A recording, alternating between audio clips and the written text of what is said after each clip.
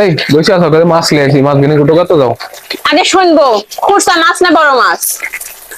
দুই রকমই, বড় মাছ লিয়েছি, ছোট মাছ আমি লিয়েছি। বড় মাছ কুটতে রাজি আছি, আমি ছোট মাছ কুটতে রাজি পারবো না কো।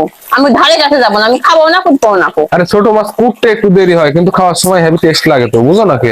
আমার খাবারও ভালো লাগে না, আমার কুটতেও ভালো লাগে না কো। পিঙ্কি এক ডাক দাও, আমার মায়ের ডাক দাও, আমি যাওয়া পারবো না কো।